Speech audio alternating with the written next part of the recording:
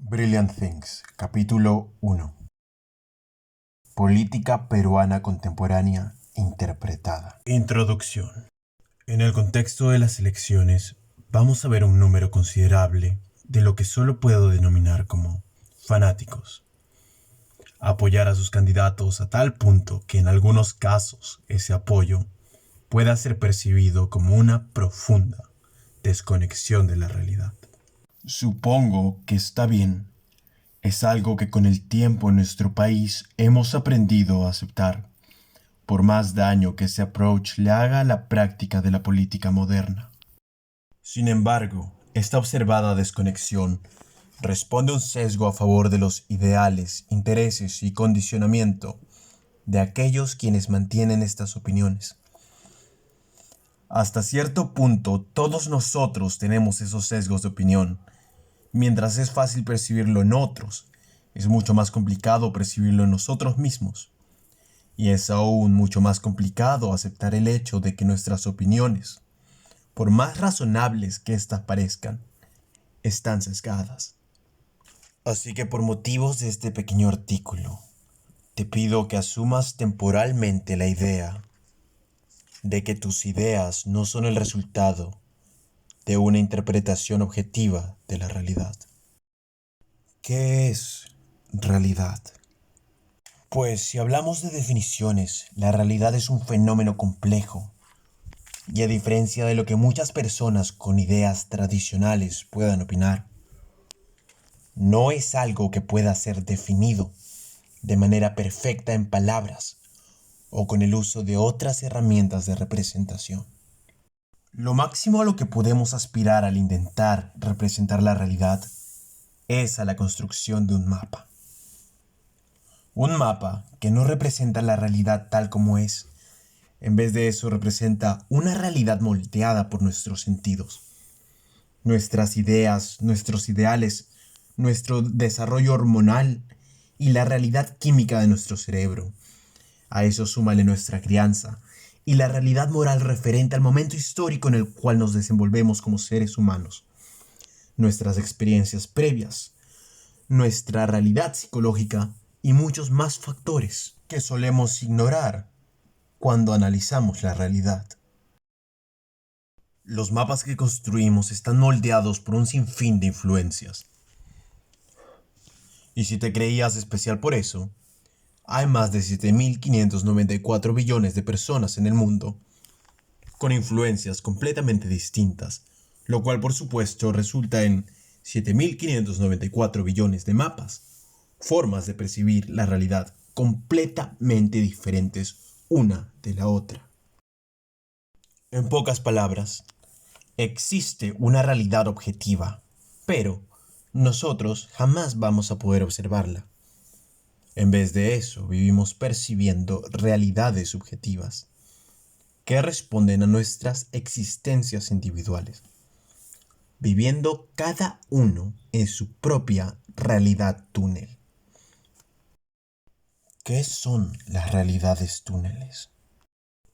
El concepto de realidad túnel fue propuesto por el Dr. Timothy Leary, aunque también responde a un punto de vista de la naturaleza profundamente constructivista.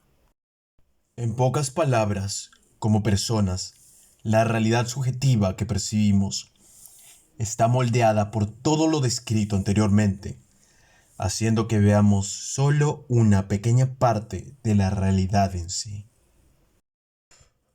Para fundamentar esto, se toma en cuenta la división del cerebro humano dada por el Dr. Orr en pensador y probador. La función del pensador es pensar.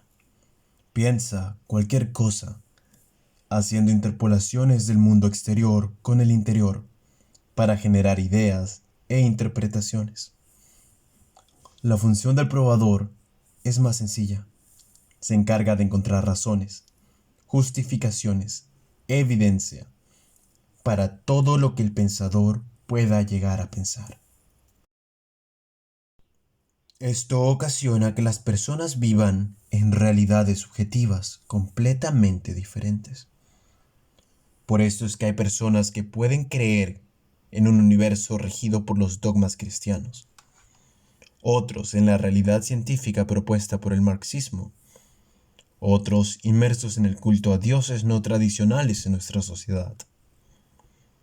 Incluso como menciona Wilson en Prometheus Rising, te podría justificar la existencia del universo en la espalda de una tortuga gigante, sin hacerte sentir ridículo en ningún momento. El ser humano, con toda su historia, con toda su ciencia, sabe tan poco del universo que asumir una maestría y conocimiento total sobre la realidad de la existencia no es más que solo una pose arrogante. Grupos en la política. Con esto en mente, la naturaleza caudillista y grupal de la política peruana no es tan irracional como podríamos pensar a primera vista. Es más, podemos considerar este accionar como una herencia biológica. Si nos detenemos a observar por un momento la historia humana, el ser humano era un ente social que se movía en tribus. Estas tribus tenían líderes y ellos definían el futuro de las tribus, mientras que el resto daba la vida por ser aceptados y pertenecer.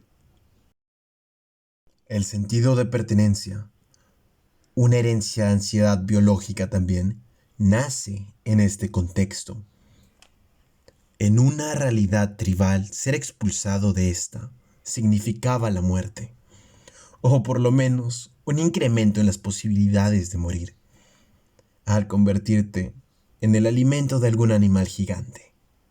Es por eso que trasladándonos a un mundo moderno podemos observar que el ser humano contemporáneo está en una búsqueda constante de pertenencia hacia diferentes grupos, probablemente para recrear ese sentido de pertenencia tan importante en otros tiempos.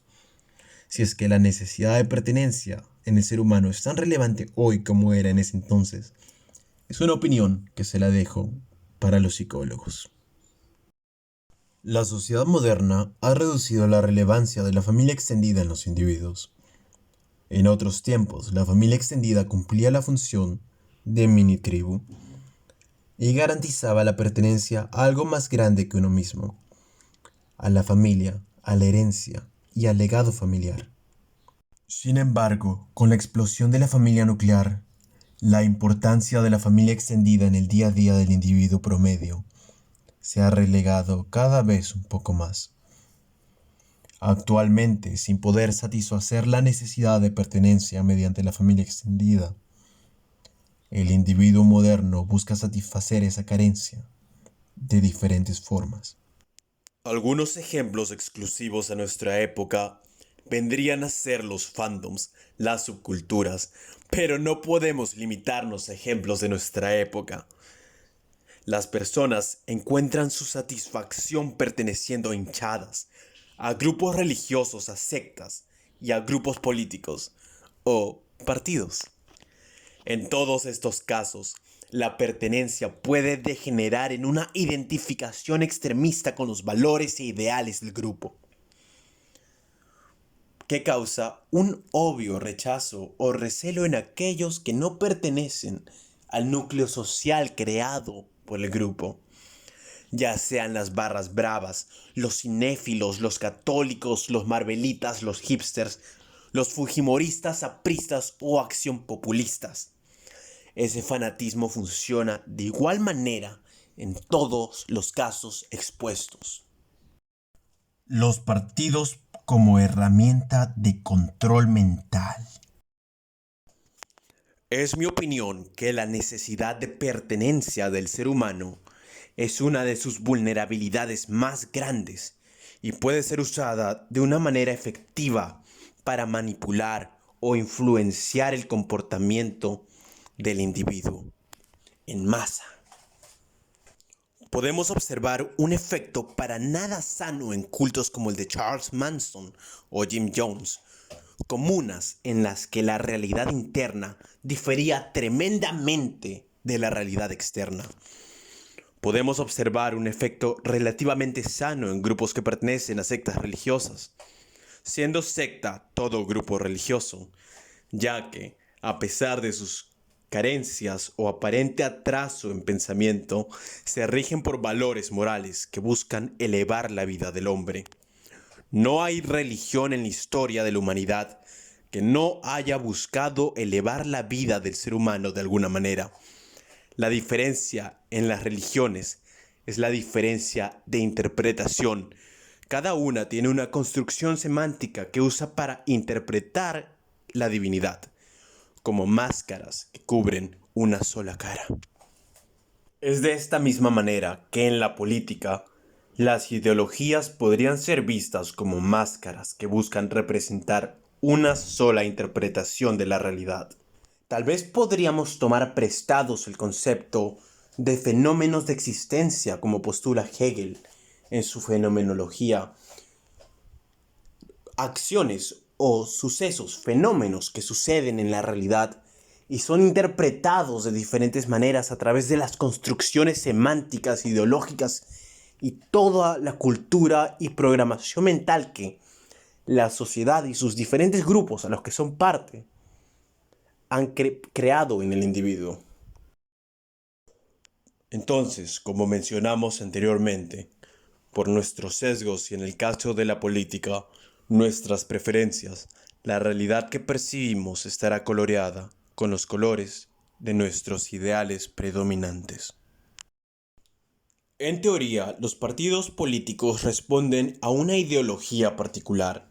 Sin embargo, esta es solo una limitación autoimpuesta, ya que al interpretar y actuar de acuerdo a la ideología, evita una percepción objetiva de los fenómenos del mundo. Además, que hace la comunicación con sus semejantes complicada. Las ideologías son simplemente herramientas de interpretación, no son textos religiosos que deberíamos seguir ciegamente. De hecho, ni siquiera los textos religiosos deben ser seguidos ciegamente. La capacidad de razonar, criticar y proponer nuevas opciones son cualidades esenciales del ser humano que no deben ser desperdiciadas. Si existimos en un mundo en el que algunos hablan desde un punto de vista socialista marxista y otros le responden desde un punto de vista capitalista y otro que ve la conversación interviene desde un punto anarcocapitalista o ecologista, el discurso se vuelve complicado. Es cuando ponemos la existencia humana por encima de las ideologías que podemos recién establecer un diálogo libre de dogmas. Recordemos que, entre otros factores, la Guerra Fría empieza a terminar cuando Reagan y Gorbachev se sientan a dialogar y se ven no como líderes comunistas y capitalistas, sino como seres humanos tratando de evitar un holocausto nuclear. El problema entonces viene cuando el entrenamiento dogmático que se da al interior de los partidos de cierta manera oxida la capacidad racional de algunos de los miembros más hardcore, por así decir, a tal punto que la capacidad de percibir al oponente como un ser humano que también quiere mejorar al país queda como una opción inexistente y es reemplazada por un discurso de oposición profunda en el cual los oponentes son enemigos, ignorantes, corruptos e incapaces. Mientras que el oponente desde el otro lado los ven a ellos como enemigos, ignorantes, corruptos e incapaces. Cada grupo piensa eso de los grupos que no piensan como ellos. Nuestro problema se incrementa cuando tomamos en cuenta que el sistema político en Perú no es bipartidario. En vez de eso, hay una multitud de grupos políticos, cada uno guiado por sus propios intereses. Entonces, la comunicación de estos grupos en materia política es algo complicado, por decirlo así. Entonces, supongo que en este caso la práctica de la política interpartidaria en el Perú es el problema en sí. Un discurso inundado por dogmas tan variados como los partidos que alaban a sus líderes y se preocupan más por alcanzar el poder que por traer un cambio concreto. Una realidad de la naturaleza humana bastante hobbesiana. Memes y la crisis de confianza. Como lo define Manuel Castells, durante la década pasada se ha ido incrementando una crisis de confianza en relación a la política tradicional. Esto incluye a las figuras políticas tradicionales, tanto políticos en sí mismo como partidos y órganos del Estado dedicados a aplicar la política. Hemos podido observar la ebullición de esta crisis de confianza en la política tradicional en dos puntos de este pasado 2020. En primer lugar está la sorpresiva victoria del FREPAP en el Congreso, que tal vez es comparable con el surgimiento de Donald Trump, quien fue meme into power, y por supuesto, las protestas de noviembre. Mientras que las personas con un punto de vista de la política más tradicional podrían pensar que se trata de una broma, este evento está más alejado de ser una broma que cualquier otra cosa. La interacción social entre humanos ha evolucionado junto a nuestros avances tecnológicos. Facebook, WhatsApp, Instagram, TikTok hacen que la transferencia de ideas sea de una manera inmediata. Y si no me crees, mira cómo ha incrementado la inversión publicitaria del Estado peruano en cuanto a publicidad de Internet durante estos últimos 5 años. El triunfo del FREPAP en el Congreso se debe en parte a los memes. ¿Quién no recuerda las combis voladoras con la descripción "El Perú con el FREPAP en el Congreso"? El poder de la transferencia emocional y de información en los memes es un fenómeno estudiado y comprobado.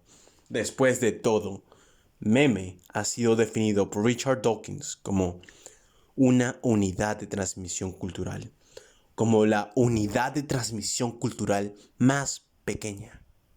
Al parecer, los políticos peruanos se han dado cuenta de este poder y han empezado a migrar sus campañas a plataformas digitales.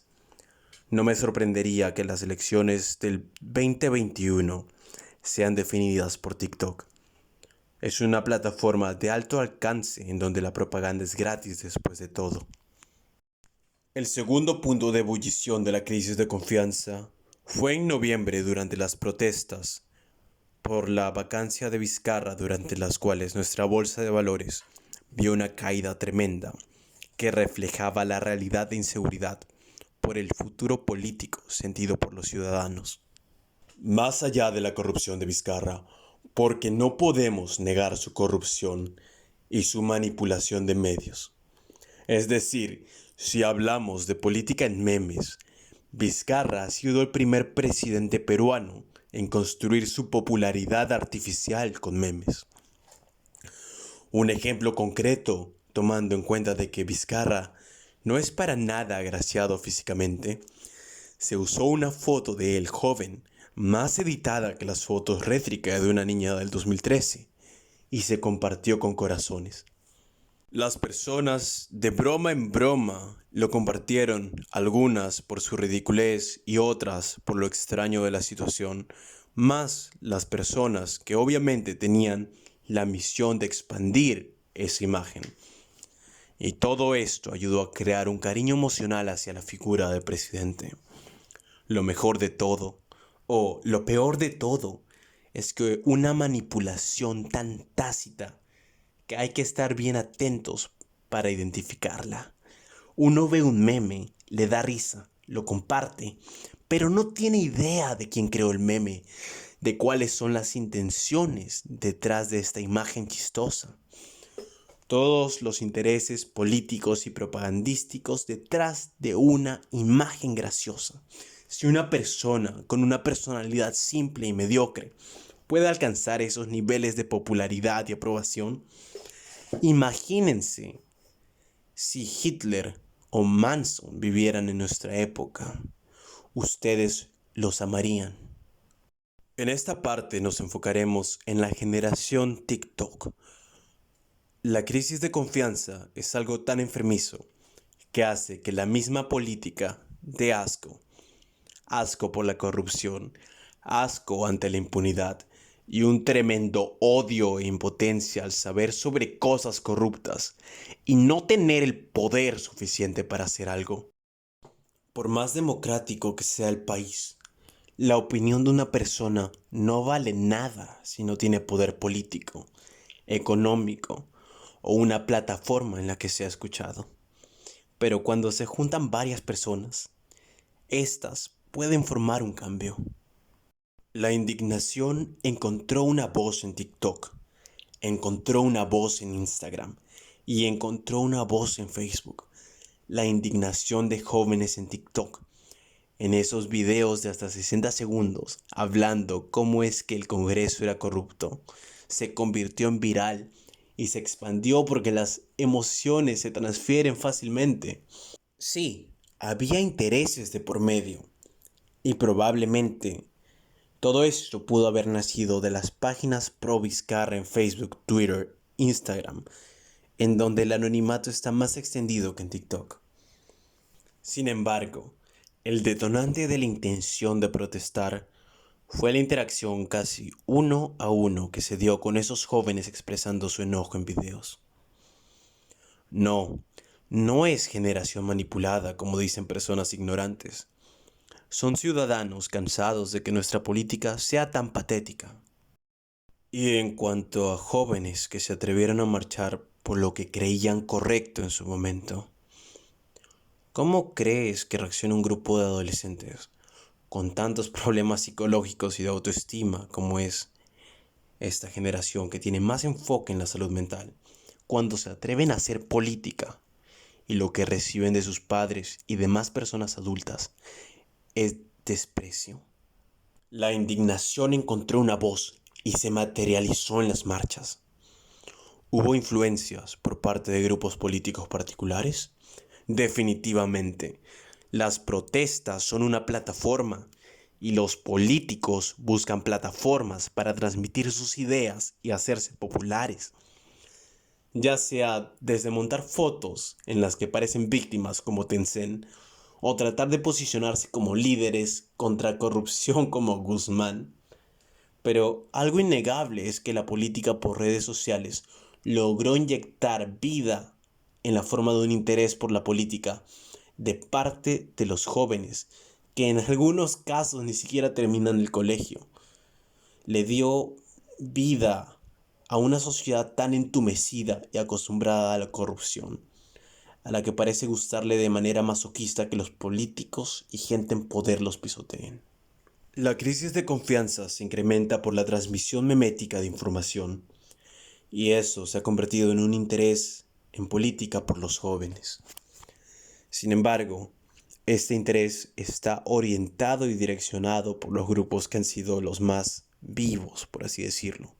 Pero el error más grande y más peligroso lo han cometido los grupos antimarcha de generación manipulada. Porque estos grupos, en vez de ver el potencial de una masa interesada en política y tratar de captarlo a sus filas para aquello que ellos consideran bueno, correcto y moral, se burlan de ellos, los acusan de manipulados, los acusan de borregos. Cuando todos en los partidos políticos son borregos, no hay otra cosa, ovejitas.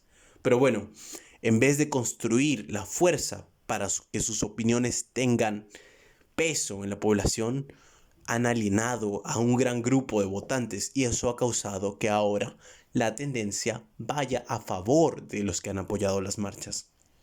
Es falta de perspectiva, amigos, o es prospectiva. El chupapinguismo en acción. Nacional Mototaxismo Perú es una página aparentemente de sátira que reniega de la política contemporánea, combinando hábilmente la indignación con el formato memético para que su indignación sea recibida con mayor facilidad. En esta página se utiliza el término chupapinguista para todos aquellos que parecen alabar innecesariamente a líderes políticos. En especial durante el gobierno de Vizcarra, los chupapinguistas más destacados eran esos que endiosaban a su presi, como si fuera un enviado a acabar con la corrupción y arreglar el país. Cuando su gestión, como bien sabemos, ha sido una de las peores en Latinoamérica durante el periodo pandémico. Chupapinguista es un término bastante gracioso a primera vista, y es bastante fácil reírse un poco y pasarse de largo. Sin embargo, esta broma aparentemente despectiva refleja una realidad concreta de la realidad política de nuestro país. Remontándonos a tiempos antiguos, podemos ver en nuestros libros de historia grupos como los pierolistas, que no son un grupo de personas con una ideología o una idea, sino que simplemente apoyan a una persona. Y personajes no nos faltan con sus chupapinguistas. Tenemos a los directioners, perdón, a los apristas con sus fotos de allá de la torre, a los acción populistas con su bitocho, a los vizcarristas. Es enfermizo todo esto. Nuestra política está inundada por este tipo de fanatismo, comparable a la fiebre believer a inicios de la década pasada. Cuando yo tenía 15 años fui a una conferencia aprista y al terminar subí a una oficina. Esta oficina parecía el cuarto de una niña, directioner, llena de fotos de allá de la torre en vez de Harry Styles. Estos señores no es otra cosa que un profundo culto a la personalidad. Podríamos atribuir el chupapinguismo a una herencia biológica de nuestros tiempos viviendo en tribus. Esa necesidad de pertenecer a un grupo hace que sigamos un líder, y si no lo hacemos existe el miedo de ser expulsados del grupo. Tal vez eso explique por qué los compañeros tienen fotos de sus líderes de manera tan obsesiva. Sin embargo, no creo que esta sea la única razón. Históricamente el Perú ha sido un conjunto de pueblos subyugados. Incluso antes de la conquista española, los incas tenían dominio militar y cultural sobre diferentes pueblos, que a falta de poder para hacerles frente, tenían que someterse. Pueblos que más tarde los traicionaron a favor de los invasores españoles, porque vieron en estos una oportunidad de liberarse. Digamos que en esta especie de guerra civil al interior del Imperio Incaico, como que no tomaron la mejor de las decisiones. Pero ¿acaso uno siempre toma las mejores decisiones cuando lo único que quiere es ser libre? Durante la época colonial los intentos revolucionarios fueron aplastados hasta que dejaron de surgir. Claro que con la posición privilegiada de algunos líderes indígenas, era un poco más difícil que el pueblo se organice. Nuestra independencia, entonces, no aparece en escena como un fenómeno nacido de la profunda opresión en nuestras tierras. Aparentemente, el peruano del virreinato se había acostumbrado a eso. La independencia llega en forma de corrientes, como exportaciones ideológicas que respondían a objetivos de naciones emergentes diferentes, o como me gustaba decir en el colegio, nos independizamos por moda, porque todos lo hacían. Cual tiene sentido y además era una necesidad porque si tú no rompías el núcleo de poder español, entonces las naciones emergentes no iban a poder mantenerse libres por mucho tiempo. Era una especie de acción geopolítica donde tenían que quebrar el orden anterior y establecer uno nuevo. Volviendo al tema principal, quizás es parte de ese conformismo histórico que parece atrapar a los peruanos a través del espectro político, lo cual hace que inconscientemente nos pongamos detrás de un líder y esperemos que éste haga todo el trabajo en cuanto al cambio. El status quo parece ser la ley y el status quo en Perú parece estar concentrado en ser seguidores de alguien más. Entonces, quizá el chupapinguismo, como fue definido por Nacional Mototaxismo Perú, no es un evento nuevo, sino una herencia política y el status quo al cual estamos acostumbrados. Pero en una época velocipédica como definía Goethe, en el futuro, no podemos permitirnos ser simples seguidores. Por primera vez en historia, nuestra voz puede tener algún peso, sin necesidad de tener poder político o poder económico. Por primera vez en historia, podemos tomar un rol más activo en la política de nuestro país, sin necesidad de reunirnos en un solo lugar. Por primera vez en la historia, la información está en la punta de nuestros dedos. Pero en vez de eso, nuestra sociedad parece conformarse en festejar los triunfos mediocres de políticos corruptos. Conclusión. En una ecuación matemática, esta es mi interpretación de la política peruana en este momento. Realidades túneles más pensador, probador, más pertenencia a grupos, más memes y crisis de confianza, más chupapinguismo o fanatismo, nos da la política peruana contemporánea. Las personas ven el mundo a través de realidades túneles, un punto de vista subjetivo de un mundo objetivo, pero los fenómenos son coloreados por nuestra percepción. Lo que pensamos, sea lo que sea, nuestro cerebro encontrará las pruebas para hacernos pensar que estamos siendo razonables y lo justificará semánticamente. La pertenencia a grupos es una herencia biológica de la cual no podemos despegarnos. En esta parte existe siempre la tendencia a seguir a líderes, y esto puede degenerar en fanatismo dogmático dentro de los grupos políticos. La sociedad está cansada del ejercicio de la política tradicional y de los líderes que han demostrado ser ineficaces y no tener el interés común como principal motivación. Los memes representan un nuevo campo a través del cual propagar la política e ideologías. Las próximas elecciones serán definidas en TikTok, nos guste o no. Las nuevas campañas van a estar centradas en redes sociales y se van a enfocar en vender personalidades, porque eso es lo que más parece llamarle la atención a los peruanos. Propongo entonces, como respuesta a esta futura inundación virtual de propaganda política, un profundo rechazo, con denuncias constantes a las cuentas de los candidatos, así como un enfoque en las ideologías que representan los candidatos y un análisis de sus planes de gobiernos, en vez de enfocarnos en ellos como figuras mediáticas.